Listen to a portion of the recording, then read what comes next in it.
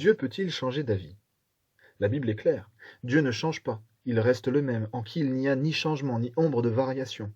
On dit qu'il est immuable. Il ne peut pas changer parce qu'il est parfait, et que tout ce qui change, change soit pour le mieux, soit pour le moins bien. Or, s'il changeait pour le mieux, cela voudrait dire qu'il n'était pas parfait, et s'il changeait pour le moins bien, cela voudrait dire qu'il ne le serait plus. Mais il est parfait, donc il ne change pas. Mais alors, me direz-vous, comment comprendre ces passages où Dieu revient sur ce qu'il a dit, change d'avis, et où il est parfois même écrit qu'il regrette et se repent de quelque chose? Il n'y a en fait aucune contradiction là-dedans. Pour bien le saisir, prenons un passage du livre de Jérémie.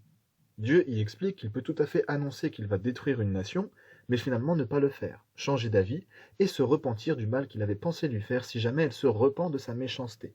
A l'inverse, il peut tout à fait annoncer qu'il va bénir une nation, mais finalement ne pas le faire, changer d'avis et se repentir du bien qu'il avait pensé lui faire si jamais elle fait ce qui est mal aux yeux de Dieu. Qu'apprend-on de ce passage? Eh bien qu'en fait ce n'est jamais Dieu qui change, mais les hommes ou les circonstances. Dieu reste fidèle à ce qu'il est, à sa justice et à ses promesses notamment. Si des hommes qui faisaient le mal changent de conduite et décident de suivre Dieu, il peut tout à fait décider de changer d'avis et lever les malédictions qui allaient s'abattre sur eux, et vice-versa. Louis Berkhoff fait une distinction intéressante. Il précise que Dieu ne change pas dans son être, ses perfections, ses desseins et ses promesses. Mais il est et demeure une personne, et donc il agit et réagit comme une personne. La relation fait partie intégrante du concept de personne. Lorsque Dieu réagit face à sa créature, il est donc tout à fait cohérent avec lui-même. Attention à ne pas confondre immuabilité avec immobilité. Ce n'est pas parce que Dieu agit ou réagit qu'il change. Quand il n'exécute pas une sentence sur un peuple parce que ce peuple s'est tourné vers Dieu, Dieu est cohérent. C'est ce qu'il a toujours voulu, annoncé et promis. Pardonner à celui qui se repent. Deux dernières précisions semblent s'imposer. N'est-ce pas étrange de lire que Dieu se repent?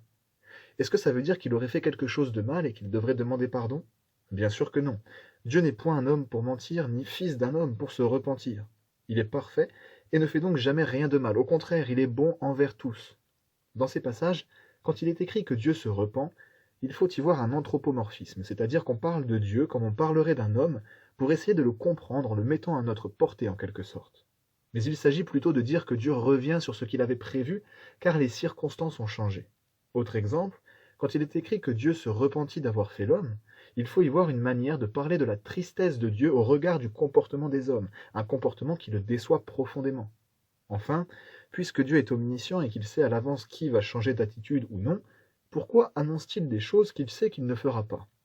On peut déjà noter que parfois, il a été nécessaire que Dieu menace un peuple pour qu'il change de comportement.